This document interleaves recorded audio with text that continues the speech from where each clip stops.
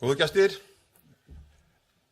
ég kannski að verða það gamall að ég horfi mjög mikið yfir liðna tíð og spyr mig hvað gátum við gert öðruvísi? Hvað var það hvað sást okkur yfir og af hverju þróuðust hlutirnir of hægt eða ekki eins og þeir hefðu átt að gera? Ég horfi því mikið til sjávarútvegsins og spyr af hverju gerðum við ekki hlutina öðruvísi? Það var svo margt sem var svo augljóst. Sjávarútvegurinn þegar ég byrjaði í honum, ég var 28 ára gamall þegar ég tók við sem framkvæmdastjóri hjá Þormóði Ramma Siglufirði og fór í gegnum þessa ferla. Og þegar ég rifja upp hvað við gerðum ótrúlega lítið úr hlutunum, þá fer maður hálfpartinn hjá sér. Við þróuðum tækni í veiðarfærum, risa veiðarfærum, en oft gerðum við afskaplega lítið úr því sem við veiddum. Við fórum illa með hráefnið og hugsuðum ekki aukaverði. Við vorum magndrifin í sjávarútveginum og við græddum ágætis peninga, sérstaklega eftir endurskipulagninguna sem fór fram eftir að kvótakerfið var sett á. Þetta voru ömurlegir tímar þegar ég horfði tilbaka. Hvernig fórum við með auðlindirnar sem við vorum að vinna úr? Við gerum mjög lítið úr þeim og vorum mjög magndrifin en ekki fókusur á hvað getum gert úr hverju einasta kílói. En það tók allt of langa tíma en í dag þetta til mikið sóma. Mönnum hefur tekist að þróa sjávarútveginn inn í farveg þar sem að mörgu leyti til fyrirmyndar og sérstaklega núna síðustu árin þá hafa menn komið og gert ansi góða hluti. En aftur, af hverju gerðum við ekki betur? Hvað var það? Við vorum með auðlindir landsins og við vorum að fókusera fyrst og fremst að vinna úr þeim á endurnýjanlegan heilbrigðan hátt og það tókst ofboðslega vel. Það enginn að hugsa það í dag hvort það séu einhverjir ofnýttir fiskistofnar. En tækniþróunin var svo hrikalega hröð að við áttuðum okkur ekki sjálf á því hvað hún var hröð. Hér eru 5 togarar sem voru í Fjallabyggð. Það voru 2 frystihús í Ólafsvík og 2 á Siglufirði. Þetta allt gert á þessum eina togara sem kom til landsins í síðustu viku. Allur kvóti og allt unninn þarna. Plús það, hann að gera miklu meira. Hann að fullnýta allt og heldur mjög vel að hátæknilegan hátt utanum það sem verið að gera. Þannig að búa til mun meiri verðmæti úr hverju kíló og það mörgu sinnum meiri heldur við vorum að gera hér áður fyrr. Við stöndum áfram, við erum áfram að horfa á ofboðslega þróun. Og það engu sem dettur það í hug þegar horfa á þennan drillukall með handfærarúllurnar sínar og með loftnetunum til loftið og radarinn upp á og allt það, að þetta eru bara allt tölvur. Þetta eru tölvur sem eru þannig að það örugglega hægt að gera út svona bát mannlausan ef með færi að þróa það. Og við getum vel verið að við eigum ekki eftir að sjá þá sýn að það verður Indverji í Delí með joystick að stýra 10 tilraunum frá Siglufirði. Þetta svo þróun sem við stöndum frammi fyrir sem á að ýta okkur út í það og hvetja okkur til þess að horfa á hvað getum við gert meira annars úr auðlindunum okkar og síðan úr hugvitinum. Að hafa verið í sjávarútvegi og reyna að skýra það út fyrir fólki hvers konar áhættufaktorar í sjávarútvegi. Gengisáhættan, það þarf ekki að segja mér það hér í dag í gengisstyrkingunni, markaðsáhætta í samkeppni við aðra.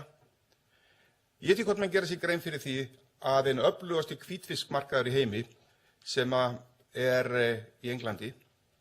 Á síðasta ári þá fór lax upp fyrir hvítfisk sem neysluvara í Englandi.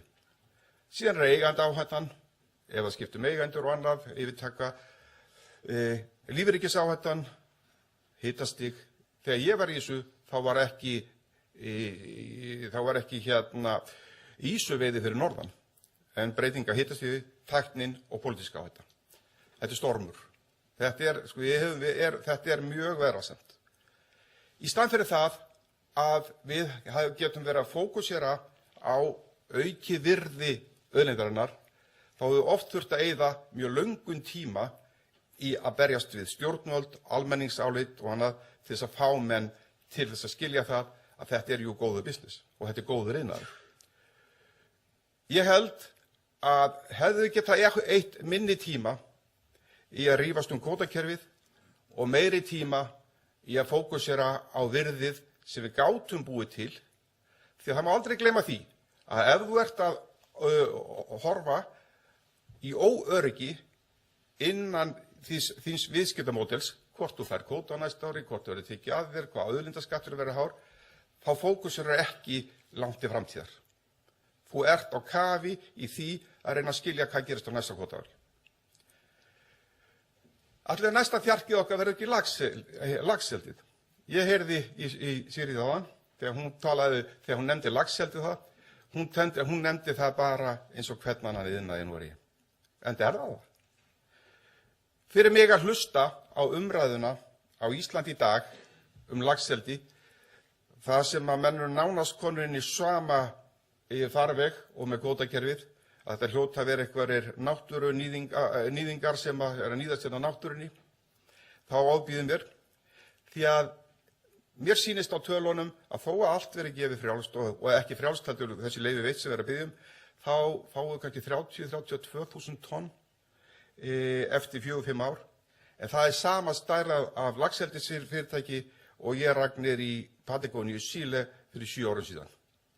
Þetta nú ekki stærri tölur en það, en menn eiga að læra af Norðmönnunum, af Sílemönnunum og læra þeim mistökum sem voru gerðar og gera þetta vel. Því að þetta hluti af framþróuninni og þó að menn standi og segi, já, þetta á ekki að gera þetta svona, við höfum ekki að rugla í náttúruna og annað, þá ekkert víst að við höfum nokkuð það að segja.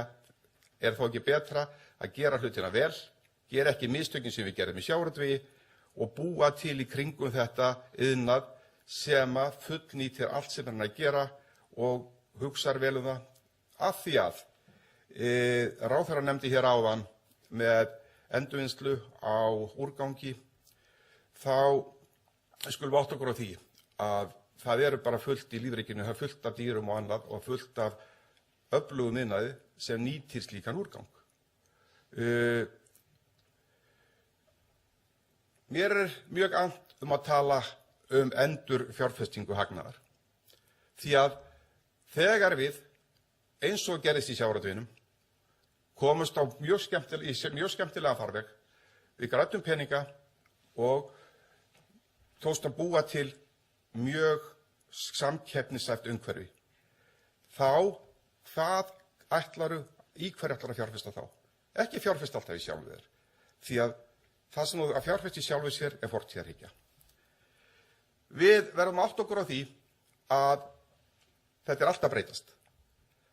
Við verðum að fjárfesta inn í framtíðina og þegar ég sem á 4 dætur og 6 barnabörn og hlusta á ræður það, eins og ég gerði nýverið út í Bandaríkjunum, að 65% af þeim störfum sem að barnabörnin mín munu sennilega gegna ekki til í dag.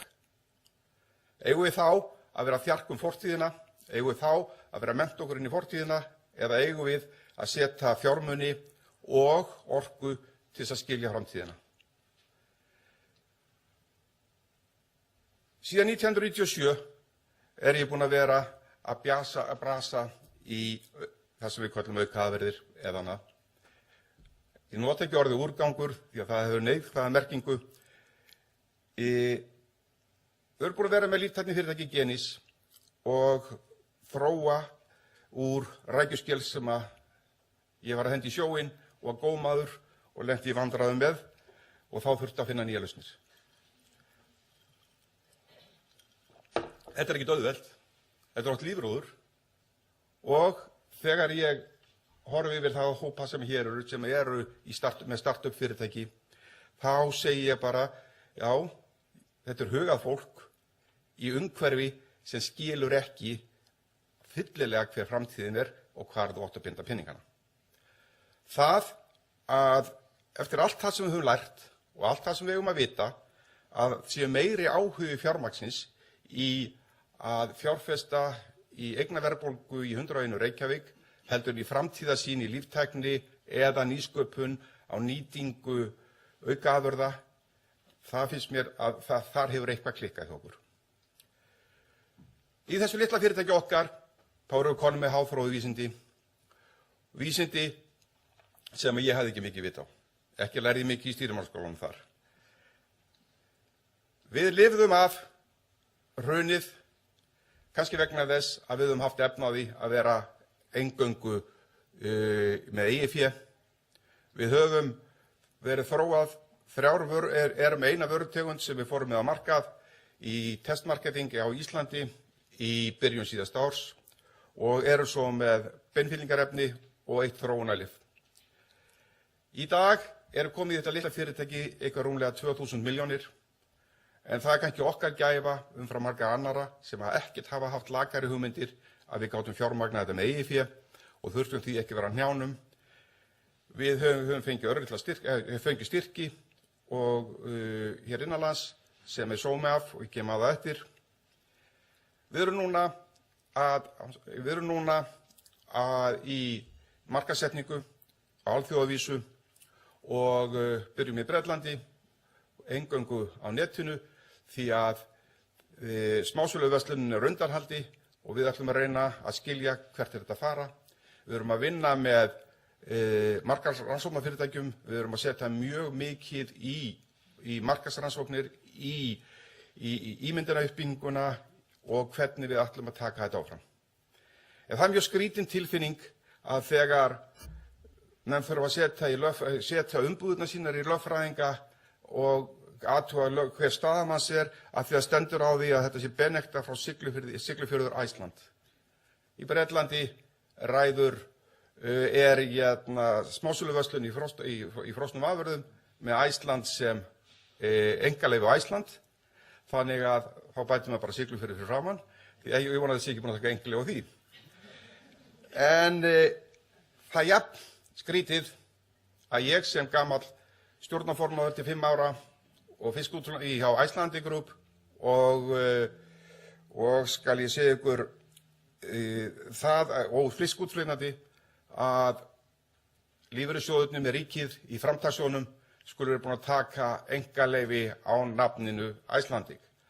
Þannig að ég ætla bara, og allir síðan að rukka fyrir afnota því, ég ætla bara að vara ykkur við því þegar þið færið erlendis að segja ekki I'm Icelandic, vegna þess að þurfum við að taka upp 100 kall og borga framtakssjóðnum. Fyrir mig að hafa farið í gegnum ekki með menntun á sviði líftækni, ég menntaður frá stýrimaður og svo frá Tækniskóla Íslands, þá hefur verið mjög gaman að heimsækja háskólana. Sjá rannsóknir í grunnvísindum og hvers konar ofboðslega fjármunir er verið að setja. Á síðustu árum hef ég farið á milli háskóla erlendis og hitt þar vísindamenn á hæsta level og geta setið með þeim. Þetta opnaði hlutina fyrir mér ótrúlega mikið.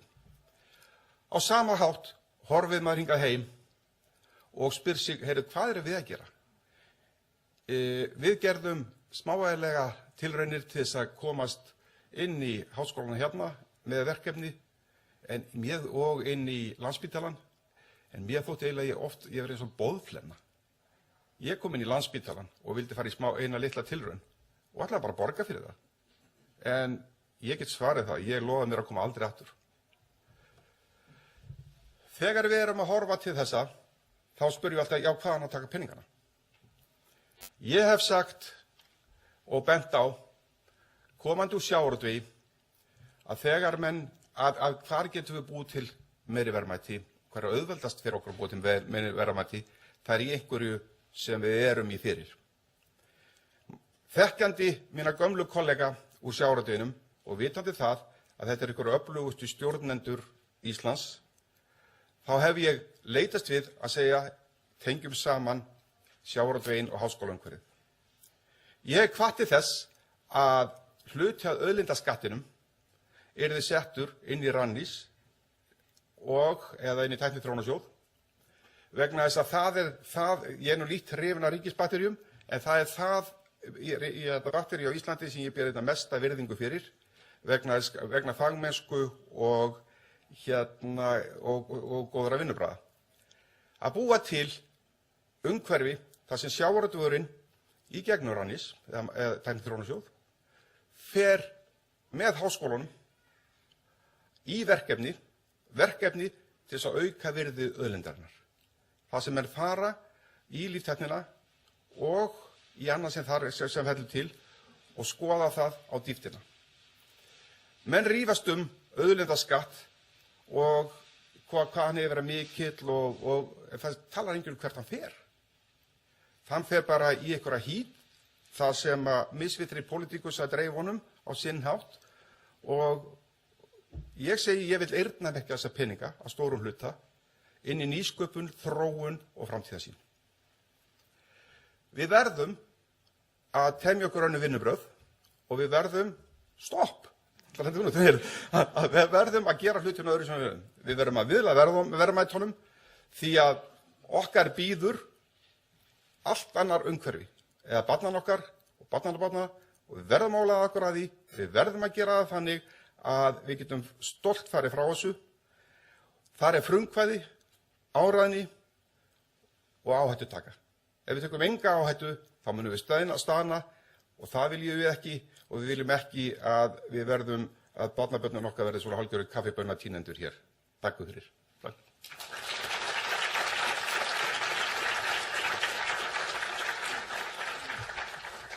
Takk fyrir mjög áhugavert erindi. Ég held að hljóti að vera ein spurning eða tvær sem að menn hafa áhuga á að spyrja og bara benda á gott fordæmi Davíðs áðan, standa upp, kynna sig, segja hvað maður kemur og svo skella fram góðri spurningu. Engar spurningar hérðan? Þá ætla ég að koma eina stutta, einföld að svara, Róbert. Ef þú fengir að ráða þessu alveg, þú situr hérna sem alríkisráðherra Íslands. Næstu 5 ár, hvað gerum við? Þetta kom vel á vondan. Ég myndi leggja niður Matís og setja það inn í háskólaumhverfi. Takk.